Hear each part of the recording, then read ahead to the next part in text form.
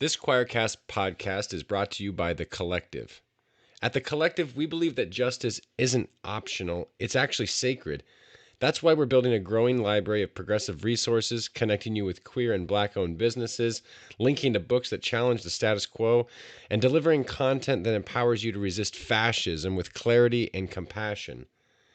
So join the movement. Support the mission. Visit The Collective, that's QUOLLECTIVE.com, The Collective, to learn more and get involved.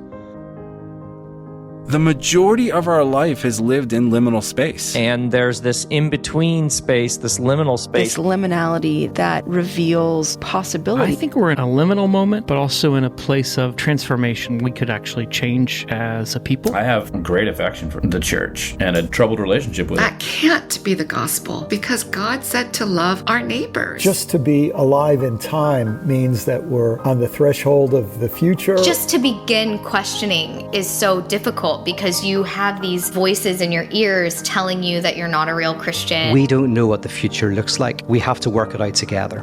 Welcome to the Liminal Living podcast, where we have conversations with those who are going through dark nights or deconstruction. Keith, Giles, welcome back to the Liminal Living podcast. Again, this is your fourth time. Yeah, all right. Well, thank you. Thanks for having me back so often, Tom. Always good to talk with you. Well, I was talking with a friend on the way into the office today, and he said, "You're interviewing Keith. Did he write another book or something?" I was like, "Yeah." I think he just sneezes and a book comes out. So it's like... Yeah, I do write quite a bit. Yes, it's kind of like, especially now that this is all that I do. I think, you know, my fastest pace was like, I think I've done like 3 books in a year, and I'll probably end up doing 3 books this year as well. As far as published, but I'm always writing something. So, yeah. What's your, how do you know what you're going to write about? Like, you're going to sit down and it's like, I'm going to write a book. Like, what's the spark for your book creation process? Well, so, you know, they're always different. Yeah, I mean, like right now, I wrote the Quantum Sayings of Jesus, which was about Thomas, right? The Gospel of Thomas. And then, by the way, that's my best-selling book of all time. It's done ridiculous. I can't believe how well it's done.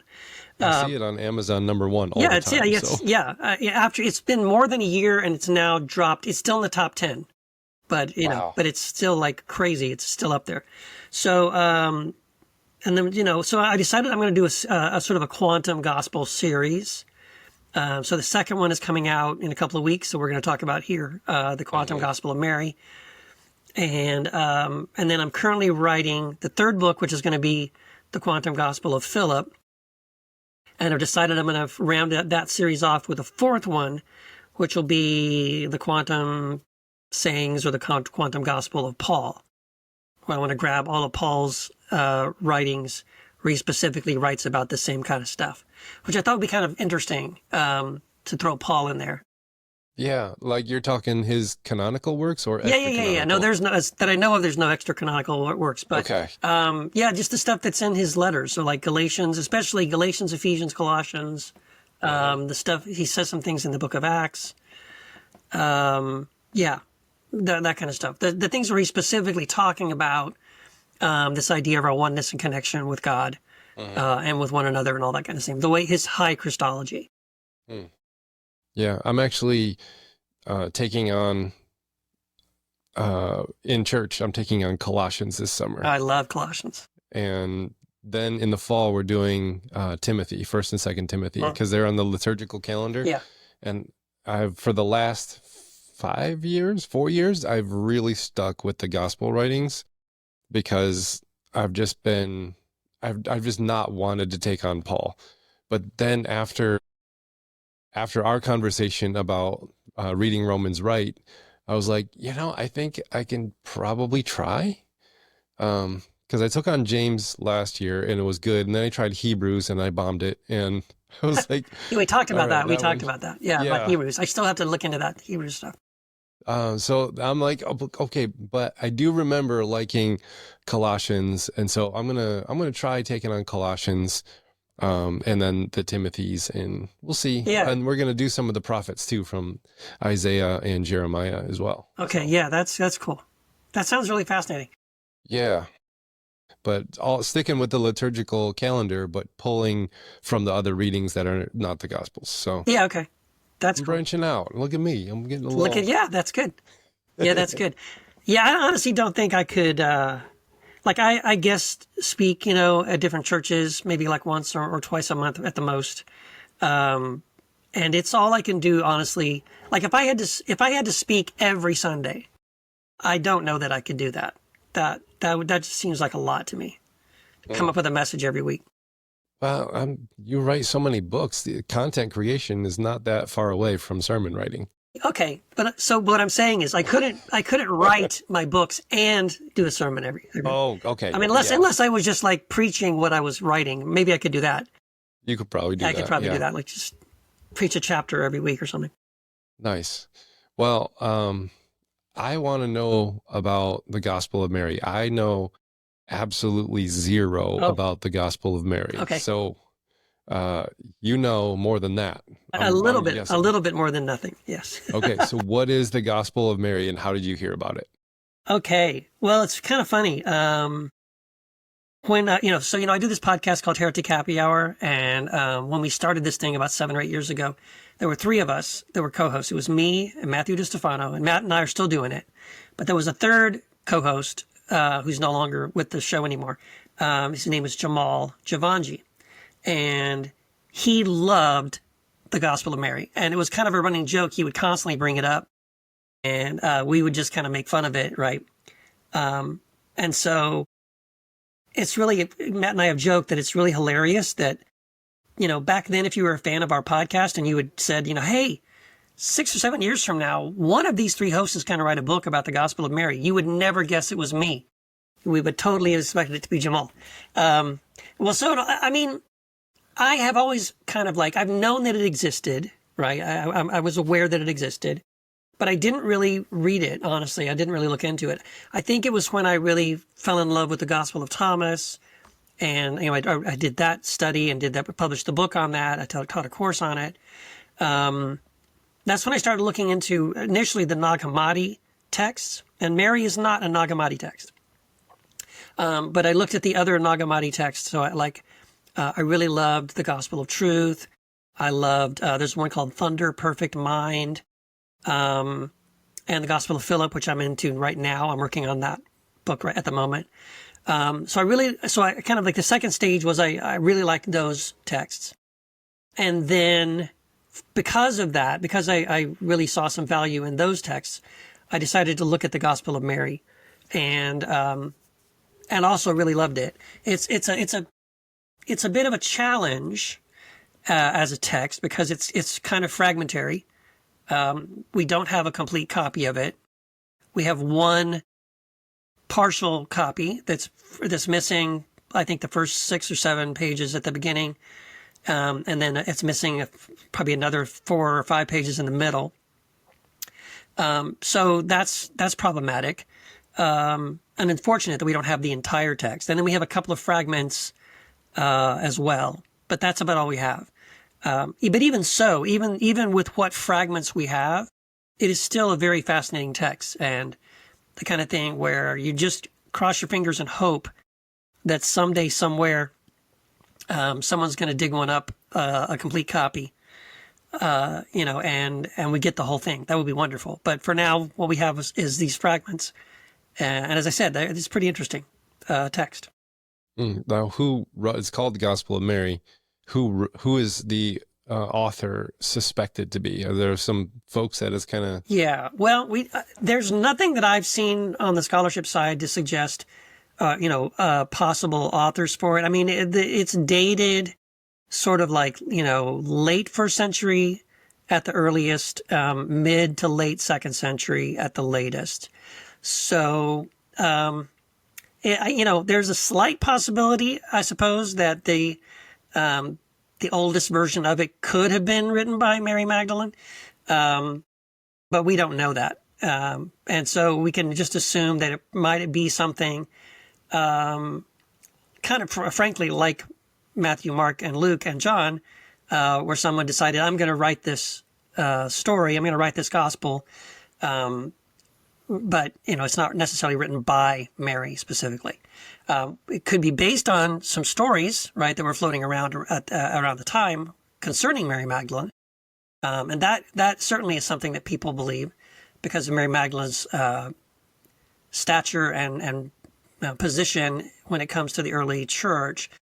That's one thing where we have a lot of fascinating clues about Mary Magdalene and her identity, her position within the early Christian church, and also the opposition to her as an apostolic figure. So yeah, that's, I guess the bottom line is we don't really know for sure exactly who wrote it. It does say, again, we're missing some pages. So the copy that we have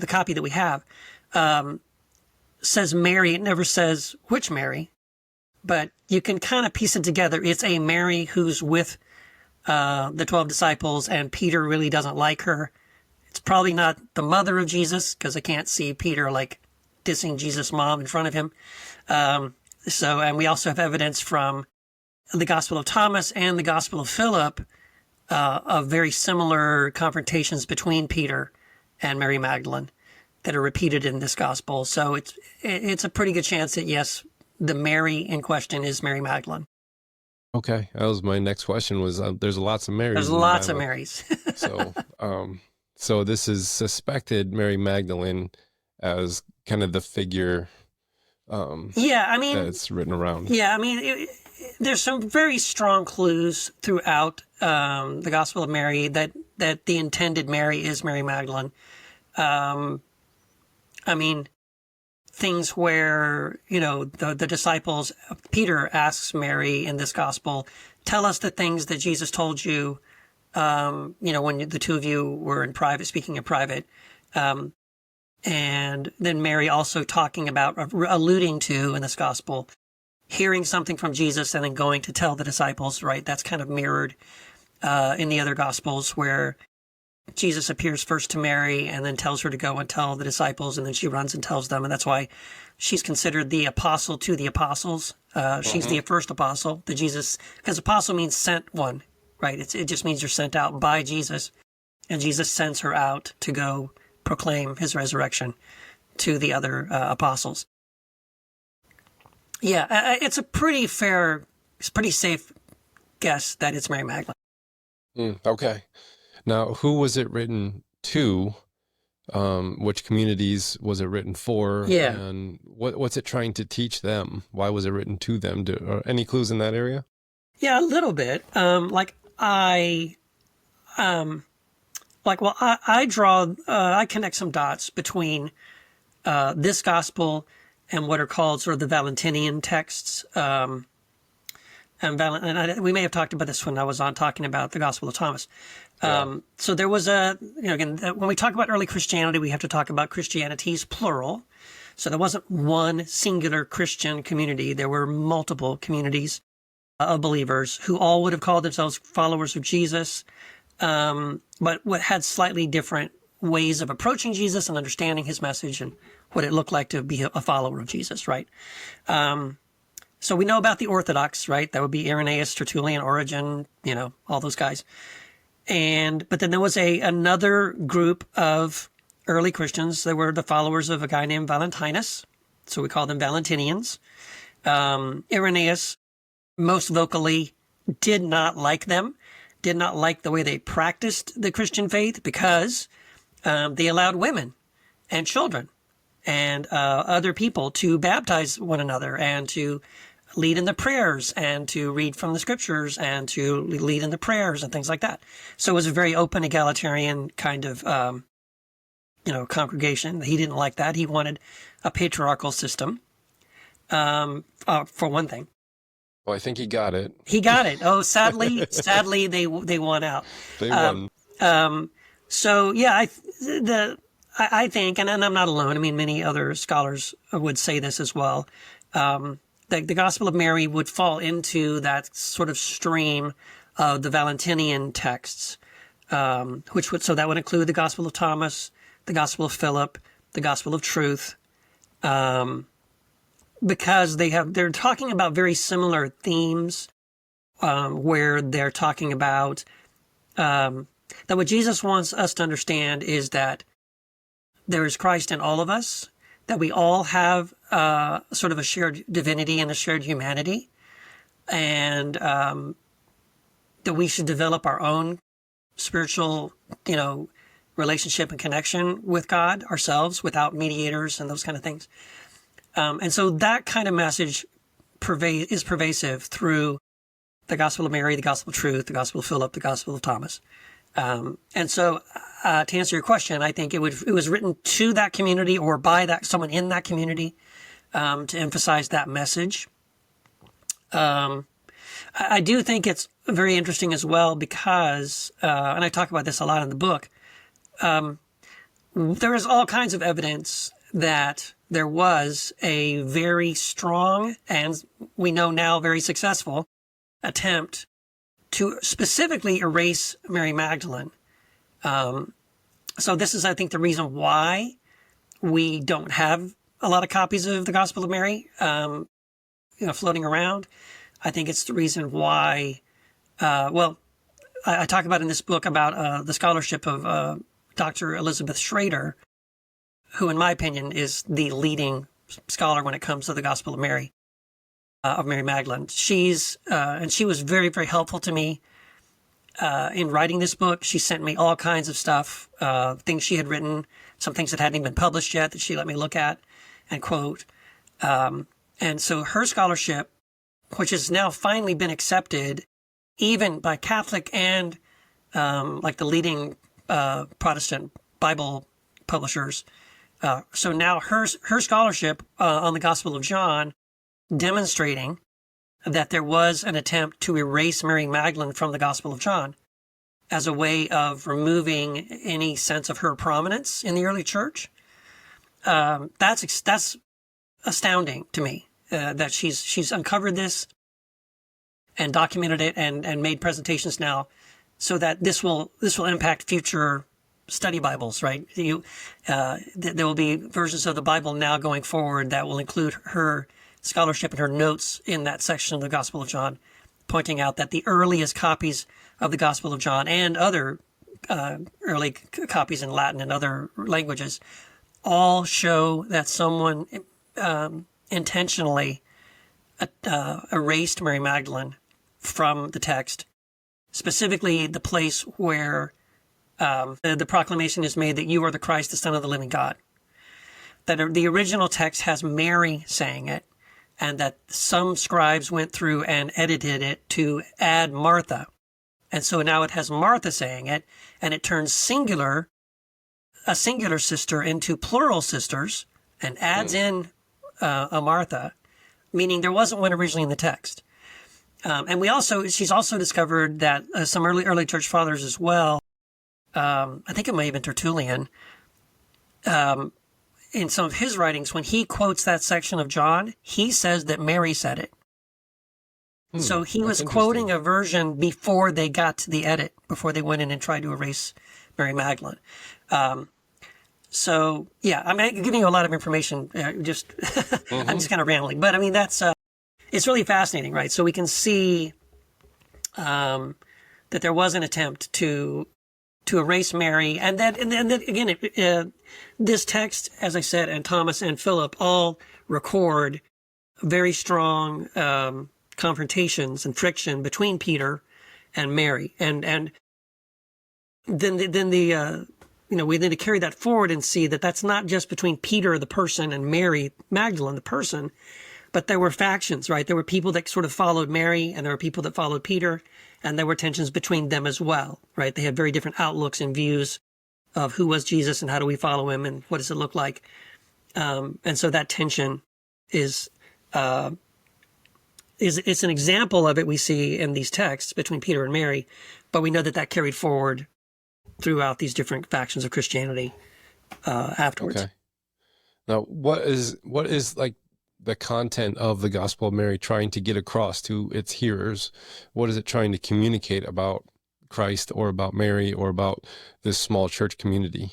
Yeah. Well, several things. One of them is, I think one of the most significant parts of it is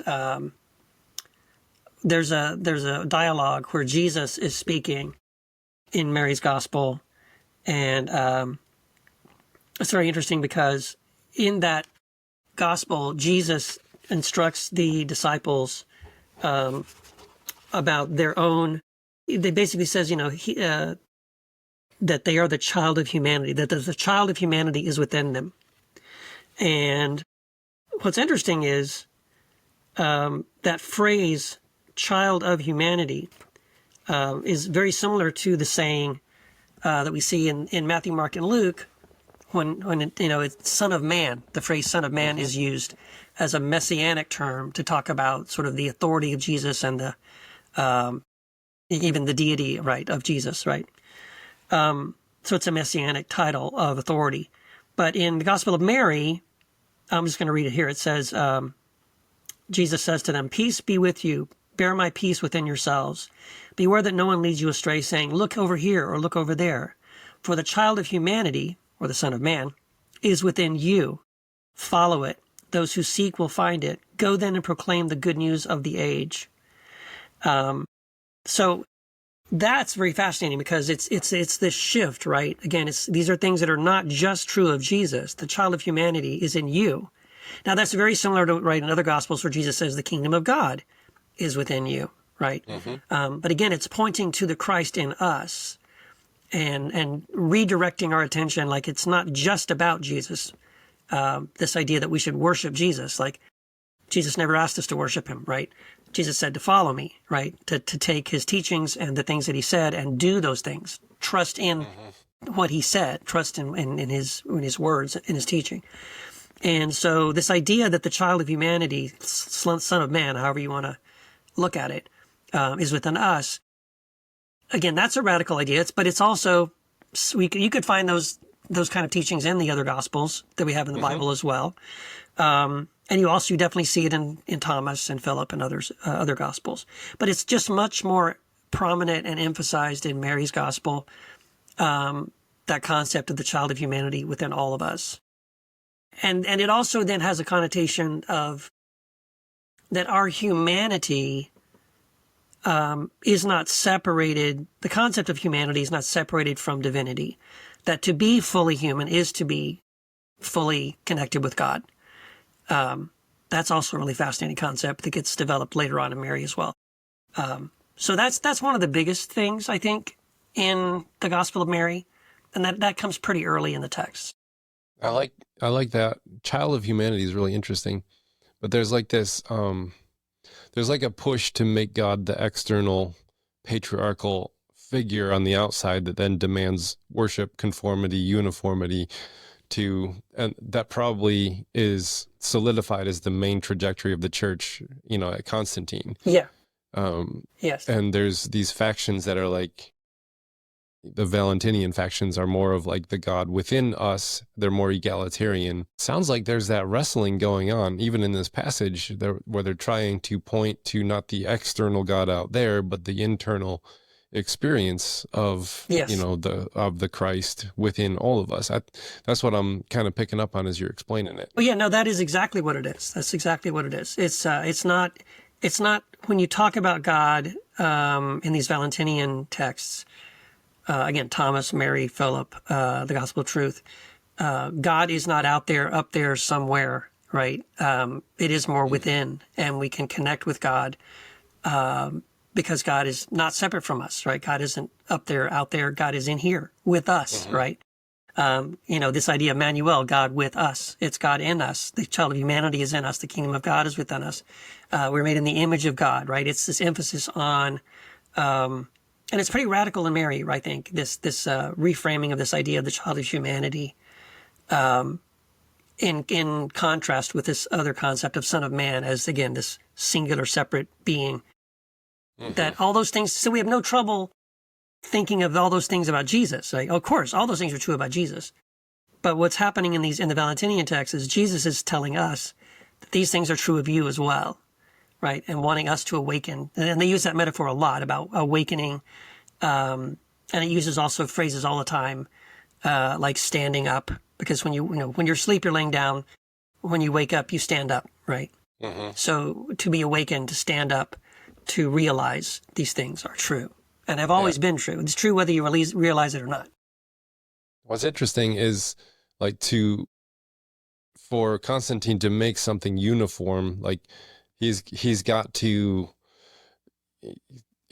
bring everything together under one umbrella, and that is much easier to do with an external patriarchal figure of a god. Yes. Than it would be more of a democratic approach to egalitarian approach to, like, a god is in each one of us. So that's probably when it really got squashed down, is when we finally said, nope, we're doing this external patriarchal authority. This is the thing we can control. This is the thing we can, enforce. And that temptation to control, enforce by asking for uniformity, I mean, that seems to be happening today in our political realms as well. So I totally agree. Could the Gospel of Mary give the church that struggles under our current political reality, where we're experiencing another Constantinian overhaul of everything? Yeah. Well, I mean, I totally agree with you. I totally agree. I think that Constantine, and again, even pre-Constantine, right? When you have the proto-Orthodox like Irenaeus, and they were still arguing for a patriarchal, top-down hierarchical system, the bishop rule. If the bishop isn't present, you can't have, the church cannot be the church because the bishop has to be there. And again, that's in stark contrast to the Valentinians, because every believer had Christ in them. If two or more gathered, literally Christ was in their midst, and they could worship and fellowship and all that. So, I think if you really, really embrace this idea that the child of humanity is within all of us, that we have this shared divinity and the shared humanity and all that, I kind of feel like as you ask, how can this help the church today? Well, I definitely think it could help the church today, but I think at the same time, it would pretty much unravel and destroy the church, because at some point, I think once people really, really wake up to the idea that they don't need a pastor, they don't need a priest, they don't need a guru, that they are capable of connecting to God directly themselves and hearing God directly themselves, it's sort of like, well, what do I need a church for? What do I need sort of a guru or a priest or a pastor? And I think that's one of the reasons why it was one of the other reasons why it was resisted, right? Because people saw it as a threat to sort of an organized institutional religion.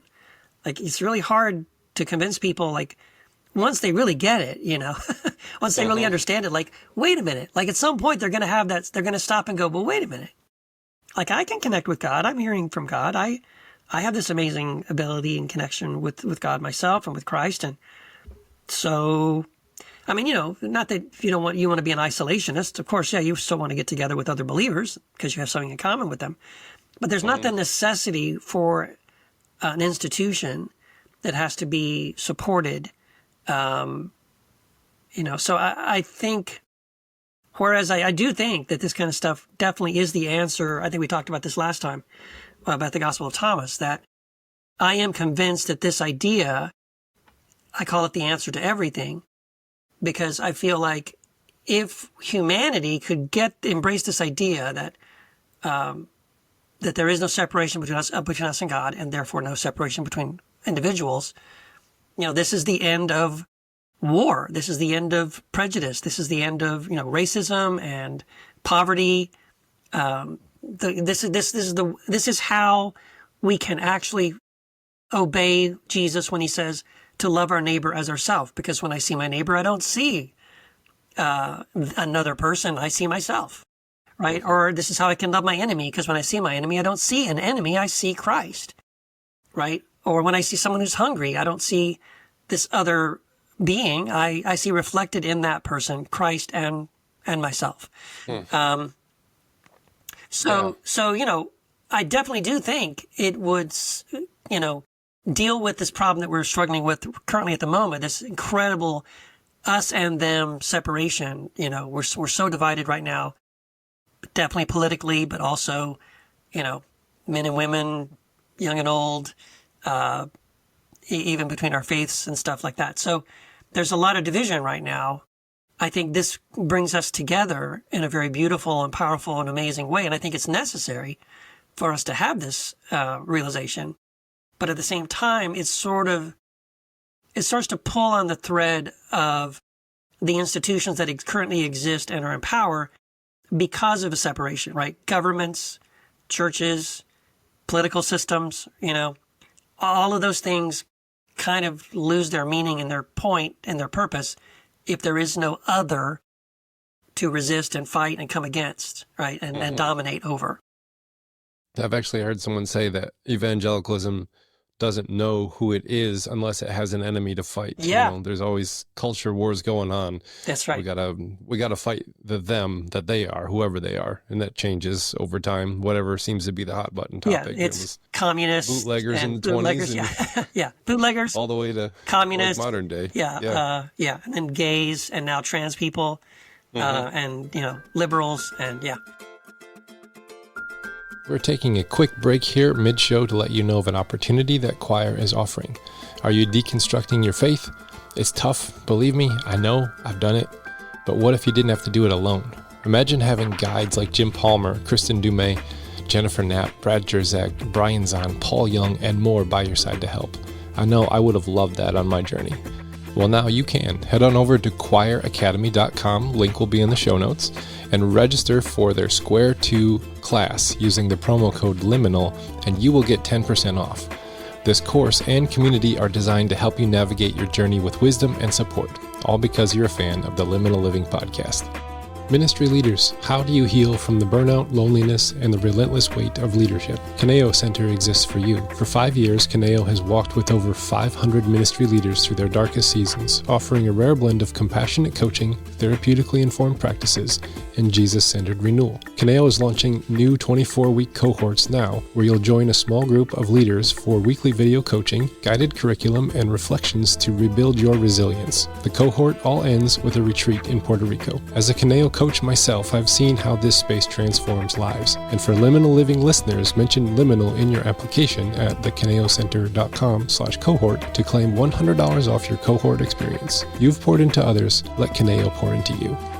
If you're in a dark night or deconstruction, you know how vital it is to ground yourself in intentional practice. That's why I'm thrilled to partner with the Monk Manual, a journaling system inspired by monastic wisdom and backed by science. The Monk Manual is a daily journal companion for reflection, purpose, and aligning your actions with your deepest values. Whether you're rebuilding after deconstruction or seeking clarity in transition, this tool turns liminality into grounded growth. And now, Liminal Living listeners can save 10% on their Monk Manual using the code LIMINAL over at monkmanual.com/liminal. And remember, the wisdom of liminal spaces lies in how we journey through them. So do it with intention. And now back to our show. What about, you said this would kind of unravel a lot of things. We wouldn't need, pastors and priests and churches and all this kind of stuff. But then at the same time, I can see the value of having wise guides. Yes. And communities. Yes. And can you speak a little bit about that so that we don't end up in an isolationist, individualist kind of a just me and my personal Jesus kind of a scenario? Yeah. Well, again, it shouldn't, if that's a really good point and a good question. Because I think the pendulum initially might swing far to the other side of saying, well, I don't need church. I don't need these institutional things. Like you said, it's just me and Jesus. But then I think that's an overcorrection, right? And then at some point, I think the pendulum might swing back more to the middle of saying, okay, those things aren't necessary. It's not like I must depend on those things. But if I really also still do understand that I am connected to God and we are all connected to one another, that means we do need one another, right? And so it shouldn't, again, someone who truly understands this oneness, idea of oneness and non-duality, can't really be an isolationist. If they are, they haven't gotten it, right? They've misunderstood it. Because you are so connected to everyone else, right? That you definitely need community. You definitely need, as large and as expansive and as welcoming and affirming a community as you possibly can. a community that doesn't look like you all the time, right? So I'm an old white guy, so that means my community should not be mostly other old white guys. I should have connection and community with everyone.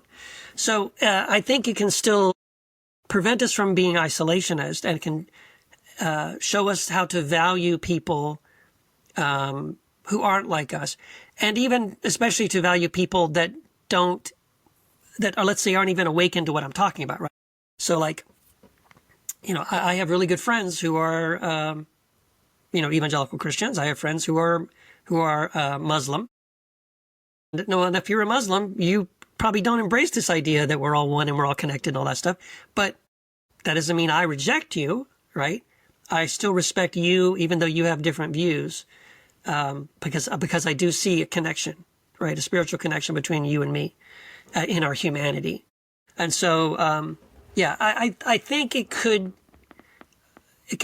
become a threat, if nothing else, a perceived threat by a lot of Christian churches. That hey, if I start preaching this from the pulpit, I might be, if I'm successful, I might end up closing my doors and preaching myself out of a job. That's possible, that might happen, because some people are just going to be like, I don't need this, right? But the truth is, we still need each other. And so again, I don't think that this message is encouraging us not to remain in community and remain in connection with one another. If anything, the opposite. I think it should, this again, it's about loving one another. How do I love my neighbor as myself? How do I love my enemy? How do I embrace this shared divinity and shared humanity? And that would keep us in connection and keep us in community. Well, what's something that surprised you about this document as you're studying it and get ready to write this book? Is there something that just popped out and you're like, I totally didn't see this coming, or just something that was just really a great find that you just really held on to? A couple things. Right off the bat, there's a couple of things. But right off the bat, near the very beginning of, I think it's one of the very first things actually in the fragment that we have, the way it starts, the Gospel of Mary. It says, Peter says to Jesus, since you have explained everything to us, tell us one other thing. What is the sin of the world? And Jesus says, there is no sin, but it is you who make sin when you do the things that are like the nature of adultery, which is called sin. He says, this is why the good came into your midst, coming to the good which belongs to every nature in order to restore its root. So that was a shock. Right off the bat, the first part. There's no sin. There is no sin is like, whoa. Oh. Except the one that you make. Yeah, exactly. Well, and so what's funny though, and so it shocked me, but to be honest, like, I have been on that page for a while now. Even as an evangelical Christian, I would get frustrated by why there was always such an emphasis on sin, right? And not an emphasis on forgiveness. I can remember one time visiting, my youngest son for a while was going to an Anglican church, and he loved it. It was great. So I stayed with them for a couple of weeks, and I got to go to 2 different services in a row. And I noticed that it was almost like this, and it was, it's kind of a liturgical church, right? So every Sunday it kind of follows the same pattern. But it felt like this revolving door of like, the service begins, and the emphasis is on your sinfulness. You're such a sinner. You're such a wretch. You're such a worm. How could anyone love you? How could anyone forgive you? All the songs you're singing, all the verses you're reading, it's all like kind of reinforcing this idea. And then you get the sermon, and then they have the communion, and the communion is, oh, now you can come forward, and oh, now you're forgiven. Now you're one with God. Now everything's wonderful. Okay, everybody, come back next week because, we're going to do it all over again. We're just going to go round through this revolving door. And my thought was just like, what if you started the service like the way you end it? What if you came in and the beginning of the service was, we are loved and healed and forgiven and we're one in Christ. It's so amazing and beautiful. Thank you, God. And let's just celebrate the rest of the service. Why do we have to go through this? You're a sinner. You're a worm. You're a wretch. Like, you know what I mean? Like it's this, I don't know, that whole paradigm is focused on, the focus is on the sin. And honestly, I don't see that's what the scriptures are saying, right? Jesus is forgiving sins all the time. That's how he starts the conversation, like 99% of the time. Your sins are forgiven. Now, what's your name? And what would you like? Like he starts there. Like I think that's where we should start as well. We've made it so much about the sin, and I think so. Anyway, I talk about this in the book, in the chapter. Like there's other fascinating verses. Like it's what is it, 2 Corinthians, where Paul says, God was in Christ, not counting our sins against us, but reconciling the world to himself. Again, why don't we start there? That would be wonderful. Like that should be the beginning. Hey, everybody, great news. God isn't counting your sins against you. And in fact, the whole world is reconciled to him. Let's go. Let's start here. So I feel like there is such an emphasis on sin to the point where it sort of, again, I think this is one of the things that religion does, right? The organized religion wants to keep us dependent on the religion. So like we have to come back every week and sort of jump through the hoops so that we feel like we need to earn something that the truth is we already have, right? Mm-hmm. We already have this instant, immediate love of God, this connection with God. So, you know what I mean? It was a shock to read it in Mary where Jesus just says, there's no sin. You guys make that up, right? But at the same time, I think it's very refreshing, and I kind of agree with that concept, right? I think it's also similar to the concept when Jesus says to Peter in the Gospels, in the Synoptic Gospels, he says that he says he gives to them the keys of the kingdom, and whatever you bind on earth will be bound in heaven, whatever you loose on earth will be loosed in heaven. And so, again, it's sort of like, okay, but we've got these keys, and what are we going to do with them? Are we going to set people free? Or are we going to bind them, right? And to me, that emphasis on sin is we've decided to use those keys to lock people up. And then once a week at the end of the service, we'll unlock it for, 20 minutes. But then we'll lock it back up again. Come back, you know what I mean? Like we're just playing this little game. But Jesus is like, but you're the one doing the binding and loosing. You're the one locking people in or out. Jesus isn't doing that. God isn't doing that. You're doing it, right? I'm going to give you the authority. You get to decide how you're going to handle this. And unfortunately, I feel like our emphasis has been mostly on using those keys to bind people up rather than to set them free and to emphasize, again, their oneness, their connection with God, their forgiveness, that's the emphasis. And not keeps them coming back for the drug. Yeah, keep coming back next week to get your fix. Yeah. Now, how would they then view morality and ethics if they're going to say there is no sin that's already dealt with and there's all forgiveness and all grace and we're all one? How does morality and ethics then play? I know how it used to play in my mind as a fundamentalist. Yeah. How does it actually play out in how this worldview you're telling me about? Yeah, well, I think the emphasis would be, again, it starts with love, and it starts with recognizing that God is love. We are made in the image of God, who is love. We are all connected to God, and we're all connected to one another, right? There is this community of, again, the child of humanity is within all of us. So everything we do should reflect that truth, because that's the truth. That's the reality. That's the way the universe actually is. There is a Father, and this loving Father has made us all in the image of this loving Father. We are all children. We are all brothers and sisters. And we're all connected in ways we can't even imagine. And so then everything we do should flow out of that. If it doesn't, then we're not in alignment with that realization of our connection with the Father and our connection with one another.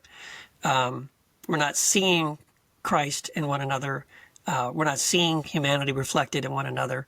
And that would be the standard of morality and ethics. Like when you're violating that law of love and connection, then you need to realign to that. You need to remind yourself, wake up again, repent of that, and turn back to letting love again be your driving force. Yeah, I think I have swung the pendulum from that fundamentalist, moralistic, legalistic understanding to that grace, forgiveness kind of side of things. And I think for a while, I had the luxury of just living in a world where I could just sit in that little naive bubble. And then we have this administration politically that is actively harming, dismantling ostracizing, lots of other words I could use. Yeah. And I find myself, like, the other day I was thinking, like, man, I really am tempted to go back to my, like, left behind dispensationalist. Like, this fits a lot of the criteria of what I was learning back in the day. Like, yes. Holy cow. Like, are we in the end times? Is he the Antichrist? Has he fooled the whole church? Like, I was like, I had that little moment of like, if I was still in those realms, would I see it? Would I acknowledge it? That's what I find is so fascinating, Tom, because Matthew and I have talked about this on our podcast. Like, it's so ironic, isn't it? Like, because you and I have left that evangelical framework, right? We don't buy that stuff anymore, right? And I look at it now and I just think that was ridiculous, that I can't believe I ever believed all that stuff. But the thing is, the people that are still in it, who bought the DVDs, who watched the movies, who read this, 8-part series of novels about, the Tim LaHaye series, right?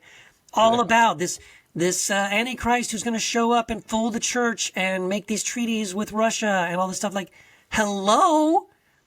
Why don't they see this? It's so astounding to me. Like, dude, it's happening right now. I don't even believe, like you said, I don't believe this anymore. I don't embrace that view at all. But at the same time, like, Matt and I have joked around about, like, we want to make a coloring book, like an end times coloring book, but all the verses are like, at the bottom about the beast and the Antichrist, but all the pictures are like Trump and Steve Bannon and, Miller and all these, like, because hello, how do you not see this? It's right Checking here. All the boxes, folks. It really is. It is enough to make you be like, maybe it'd be worth it to preach that again if you could just convince the MAGA Christians, like, oh crap, this is the guy. Yeah. I don't know. Just occupy that space just for a time. Yeah, just use it as a tool. You know what I mean? Just to kind of get them to wake up, and then, then they can deconstruct all that. Yeah. Well, is there something that you're reading in the Gospel of Mary, you're doing your research and everything, that kind of disturbed or troubled you or confused you, that you're like, not sure about this one? Yeah. Well, yeah, there is. So there's a part. So, like I said, there's a part missing in the middle. And we think we have found, again, Elizabeth Schrader shared with me a really wonderful find. Just about a year ago, they found a fragment and translated it. And it's pretty, and I included it in the book because it looks like it actually could be part of the missing fragment in the middle, just in the context. Like, the context of what it's talking about matches what came right before the part before it got cut off. And it also matches what comes after that. So I include that in the book. So that part's really fascinating. But that part that's missing, and then when the last part of it that leads into the second part of the fragment that we have, is a very confusing part, and I don't really know exactly what to do with it. So I cover it in the book. I talk about it, and here are some ways we could possibly understand what it's talking about. It's difficult because you're missing the complete context. You don't have really what came before it. But there's a section where it's talking about these different sort of powers. I'll just read a little bit of it and you get an idea of what I'm talking about. This is Gospel of Mary, like chapter, I think it's 16. So it says, it came to the third power, which is called ignorance, who interrogated the soul and said, where are you going? In wickedness you're bound, since you're bound, and don't judge. And then the soul said, why do you judge me? Since I haven't judged, I was bound even though I haven't been bound. Then I skip ahead. Then it says, when the soul had overcome the third power, it went up and saw the fourth power, which took 7 forms. The first form was darkness, the second desire, the third ignorance, the fourth zeal for death, the fifth the kingdom of the flesh, the sixth the foolish wisdom of flesh, the seventh the wisdom of anger. These are the 7 powers of wrath. I have no idea what that's about, right? Sounds very Revelation-ish. It does. It sounds, yes, that's a great point. It sounds very much like, okay, this is all symbolic, and these 7, there's 7 of them, which is the perfect number, right? Or the number of completion. But, you know what I mean? Like, we don't really know what is all that about. And it's funny because when my mom read the book, she said she came to that part, and it scared her. And I was like, why does that scare you? She goes, well, because I don't know, what could it mean? I'm like, I don't know. I don't know what it means. But I don't think it's intended to scare you. It's just a part that's highly symbolic. like you said, it's very much kind of like it's using this hyperbolic like language, apocalyptic language.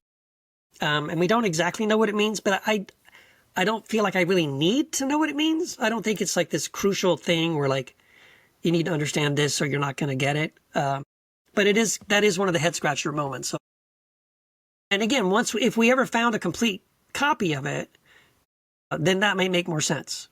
But right now, just as a fragment, it's kind of like no clue. I have no idea what it's talking about. I wonder if we can input it into AI and generate all the parts that are missing. That would be cool. Based on all the Valentinian documents. Yeah. What could this stuff say here? That would be interesting. Yeah.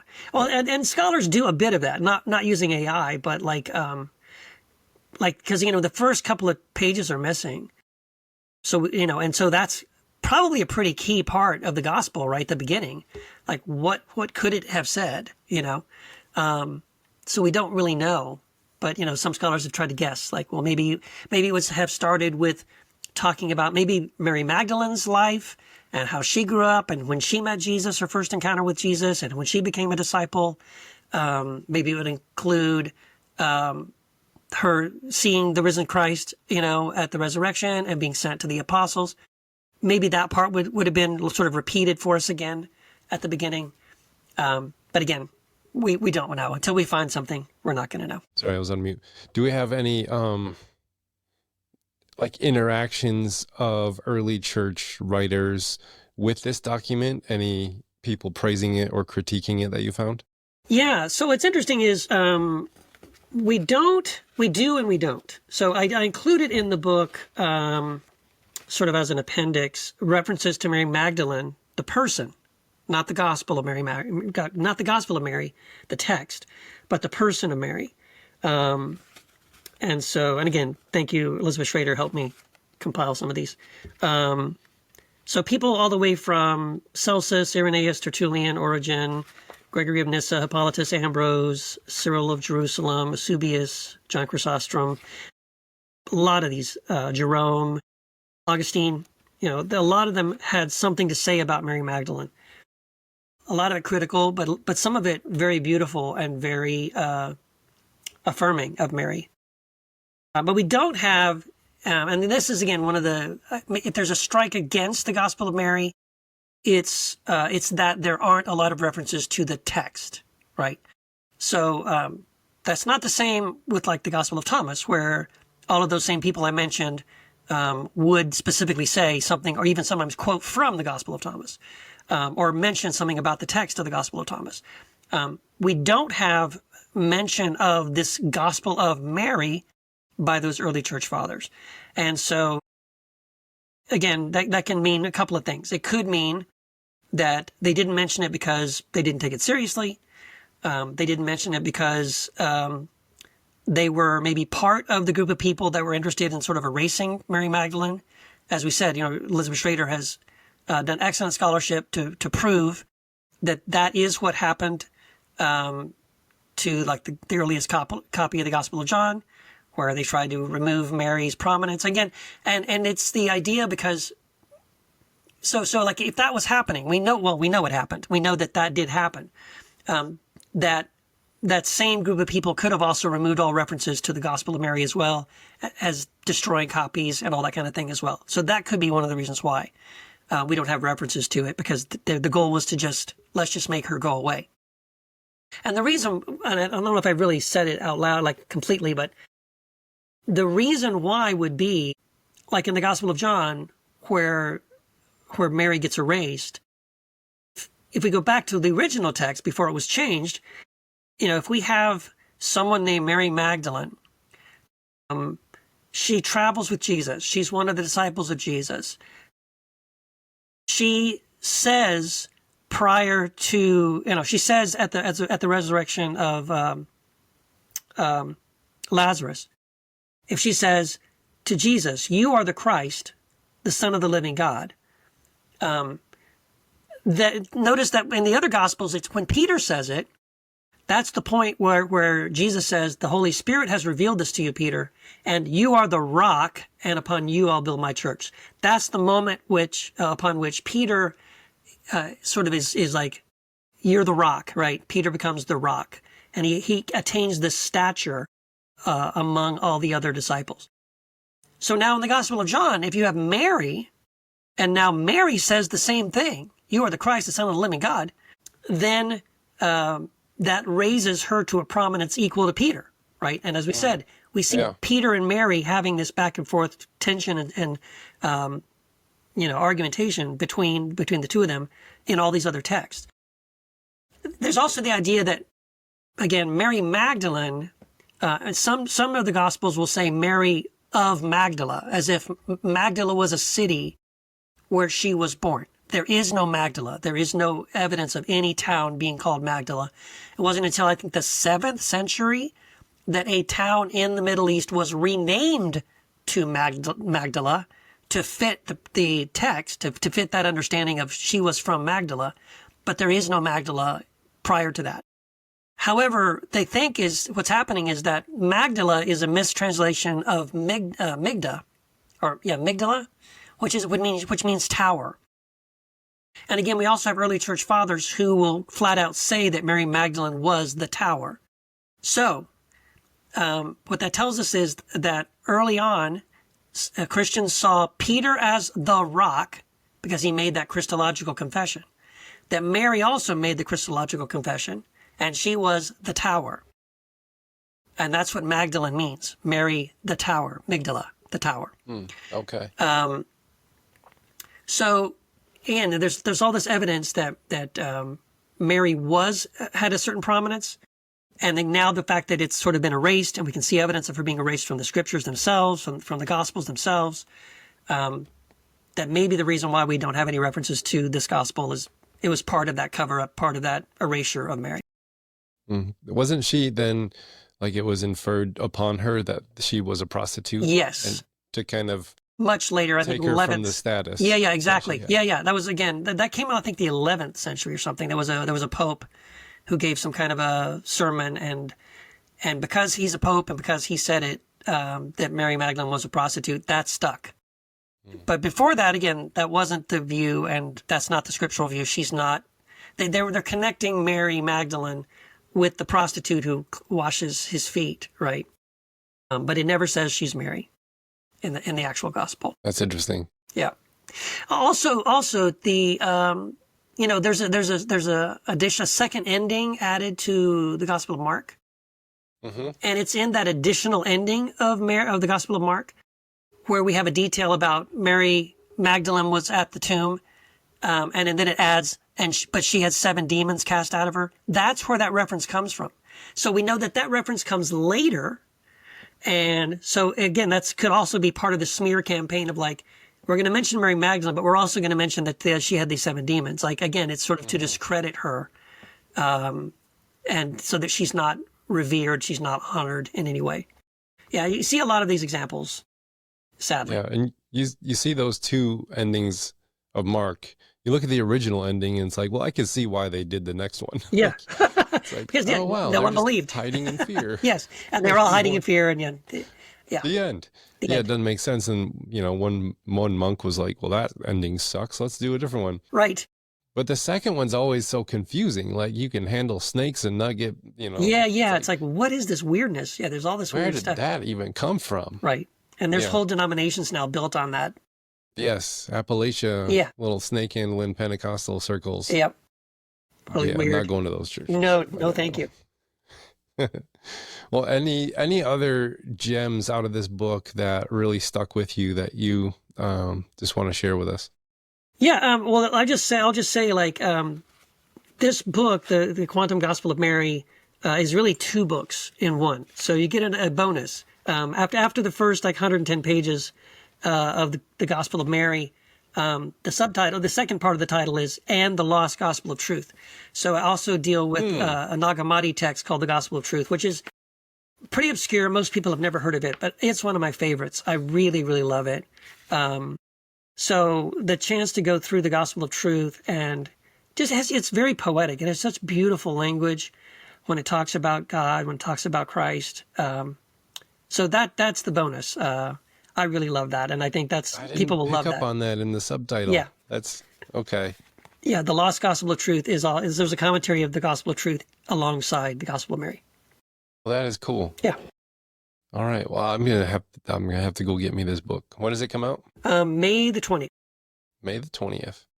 All right. Well, we're gonna send people to Amazon. Yes, please. And Go to by Amazon. the time this one airs, it'll already be out. So, yeah. For sure, we'll send them to Amazon. Do you want to say anything else that you're doing in the world that you want to send people? You got lots of podcasts you're doing and all that. Oh, yeah. Well, if you want to keep up with me, I'm on Instagram, Facebook, all that. And Heretic Happy Hour is the podcast. We do this, do it 3 episodes a week. And my solo podcast is Second Cup with Keith. And if you want to keep up with, like, if you like this kind of stuff, like the Gospel of Thomas, the Gospel of Mary, the Gospel of Truth, I'm currently writing the Gospel of Philip, but you can basically read it every week as I'm writing it, because every week I publish something called the Inner Circle every Friday, and it's a subscription. So every Friday I will post one of the chapters and my commentary, and that will eventually get collected. That's how I wrote the Quantum Sayings of Jesus on Thomas. That's how I wrote this book, the Quantum Gospel of Mary, was doing this series. So you can go, I'd recommend going to my Patreon, basically. So it's patreon.com/Keith Giles. And for like $4 a month, you can sort of, read ahead of what's coming up next, on the Quantum Gospel of Philip that I'm currently writing. Awesome. Well, I'll put that link in the comments for sure. Well, hey, thanks for coming on 4 times on the podcast. And it's always good to talk with you and just hear what you're up to. And it always encourages me, like, I could write a book. Keith's written like 40. Yes, you can. Yes, you should. I think I can do this. I think you should. I'd love that. I'd love to see it. All right. Well, I'll put the links down in the comments. And thanks again for coming on the show, teaching me a little bit about the Gospel of Mary. I want to check this book out. Thank you so much, Tom. It's a lot of fun.